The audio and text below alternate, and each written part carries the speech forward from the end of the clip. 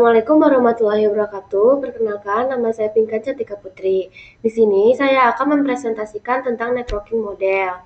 Nah, di sini ada beberapa penjelasan. Yang pertama, pengenalan networking model. Yang kedua, before, with, after networking model. Yang ketiga, pengenalan OSI layer.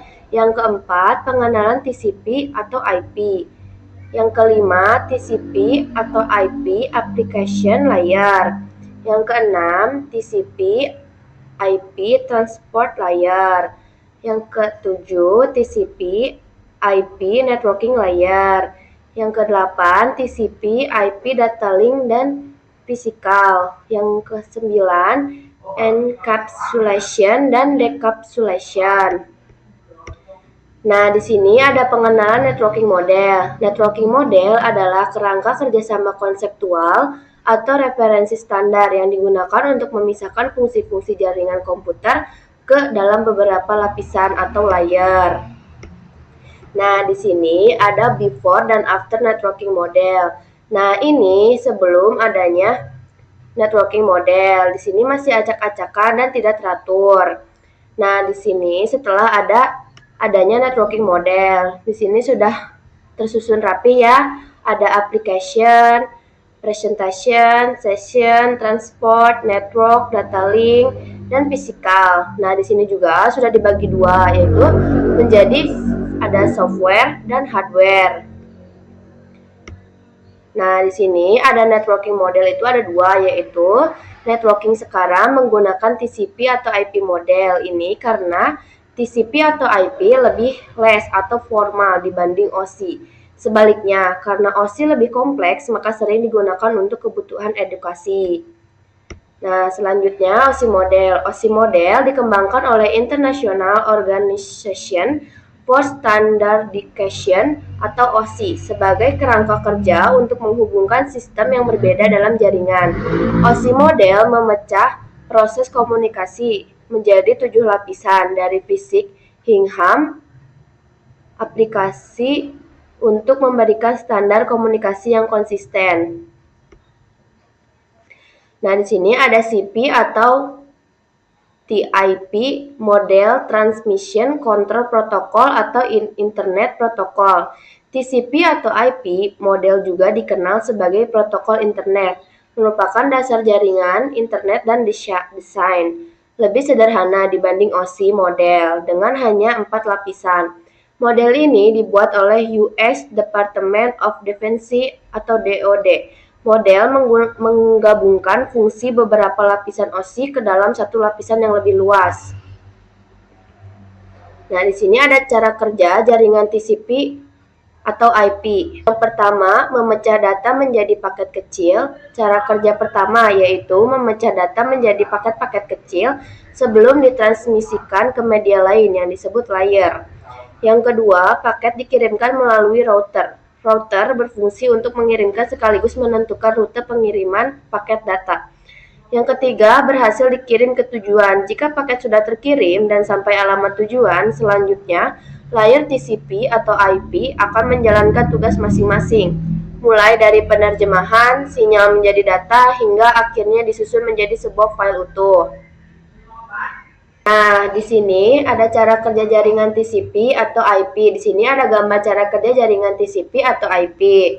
Di sini paket data dipecah menjadi kecil-kecil, yaitu yang disebut paket data. Nah, di sini paket data dikirim melalui router. Router adalah petunjuk jalan untuk bisa dikirimkan dari pengirim ke penerima. Nah, lalu kalau sudah sampai di penerima, data akan disusun kembali menjadi paket data yang utuh.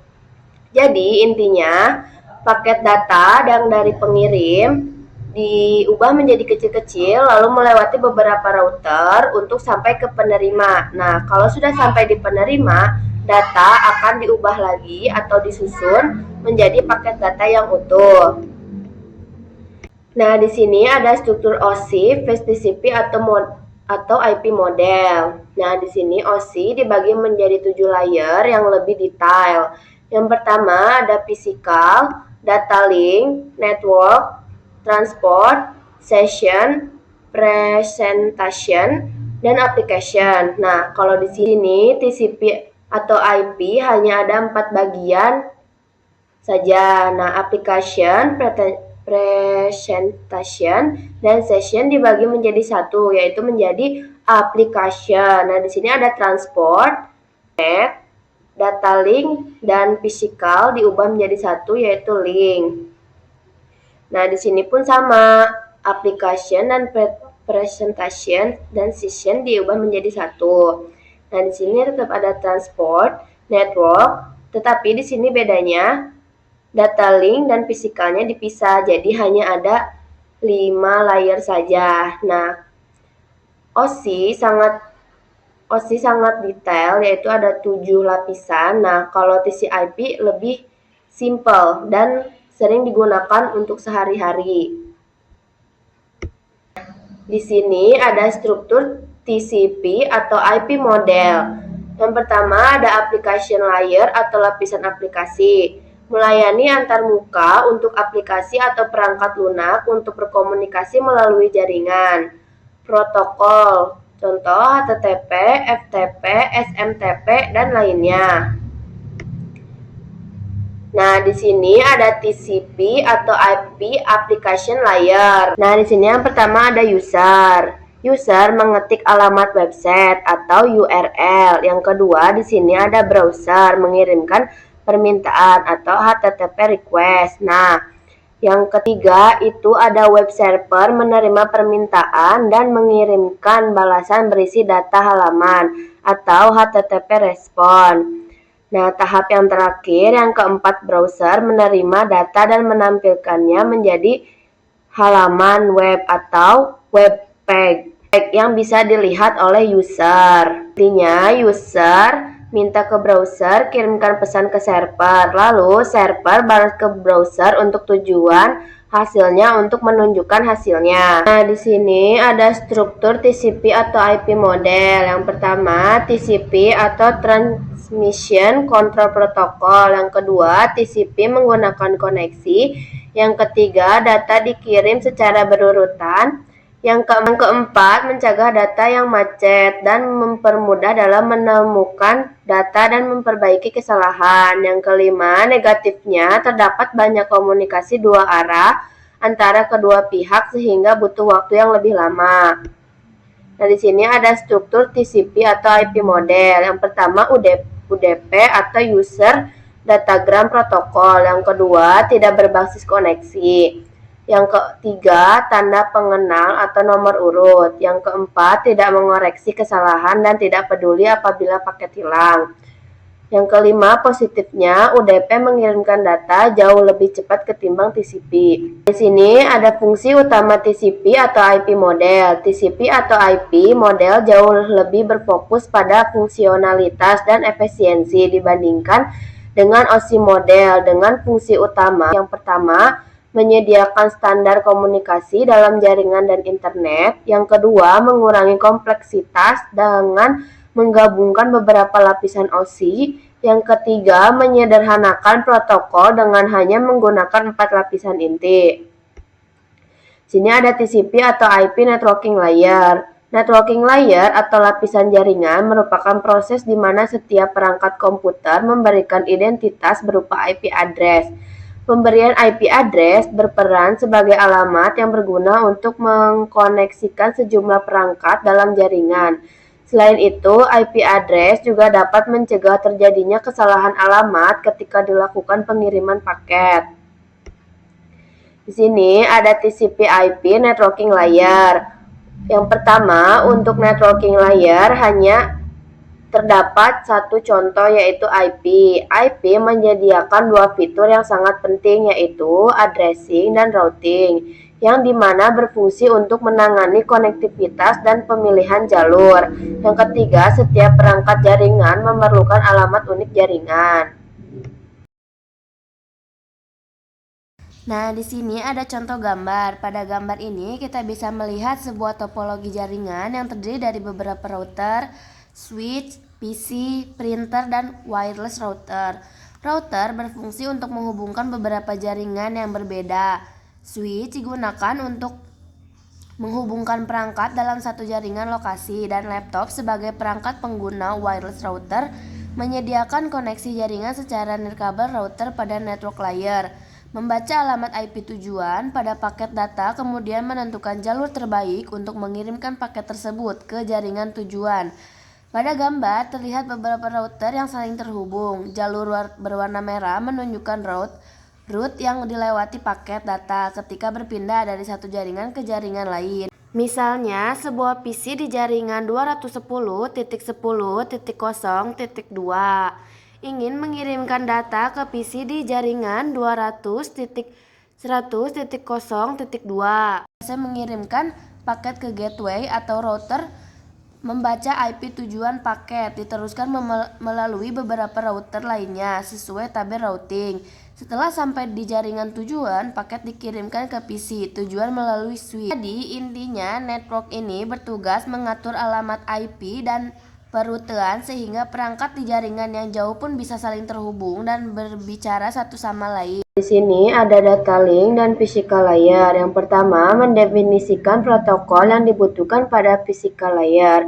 Yang kedua, salah satu fitur pada data link layer ialah VCS atau Frame Check Sequence, yaitu Error Detection Mechanisms, hanya mendeteksi error tanpa recovery. Yang ketiga, addressing yang digunakan pada data link layer adalah MAC address. Yang keempat, physical layer mendefinisikan cabling atau suatu jaringan komputer. Mendefinisikan secara fisik apa yang digunakan untuk menggabungkan antara device. Nah, di sini ada encapsulation dan decapsulation. Nah, di sini pada komputer pengirim terjadi proses pemecah paket data menjadi paket yang lebih kecil dengan penamaan yang berbeda sesuai dengan masing-masing layer. Setelah paket dipecah-pecah menjadi potongan yang lebih kecil, juga dilakukan proses pembungkusan paket data yang disebut dengan encapsulation. Pada komputer penerima terjadi sebaliknya, yaitu proses pembukaan bungkusan paket yang diterima dari pengirim, decapsulation, dan proses penggabungan kembali pecahan-pecahan paket data menjadi paket data yang utuh. Di sini ada gambar. Gambar ini menunjukkan proses pengiriman data dari pengirim ke penerima. Nah, di sini data dipecah menjadi bagian kecil, menjadi application layer, transport layer, networking layer, data link layer, dan physical layer.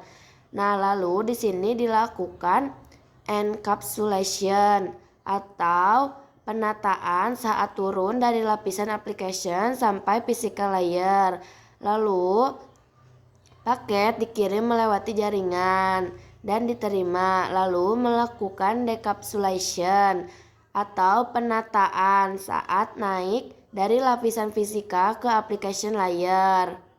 Potongan data tadi digabung menjadi utuh. Nah, di sini ada gambar. Gambar ini menunjukkan bagaimana data dikirim dan disusun kembali saat diterima. Nah, di sini sender mulai dari data, lalu ditambahkan TCP untuk transport, IP untuk alamat dan rute, lalu ditambahkan data link untuk pengiriman. Jadi satu paket siap dikirim. Lalu di sini ada receiver, prosesnya terbalik, lapisannya disusun mulai dari data link, IP, lalu TPC, dan tinggal data yang tersisa. Nah, di sini ada nama pesan TCP IP. Gambar ini menunjukkan nama-nama data saat melewati setiap urutan. Yang pertama ada segmen. Segmen itu saat urutan transport atau susunan header PC. Yang kedua paket. Paket saat di lapisan network atau di susunan header IP. Lalu yang ketiga itu frame. Frame saat di susunan data link atau hide LH dan footer LT. Nah, sekian dari saya. Wassalamualaikum warahmatullahi wabarakatuh.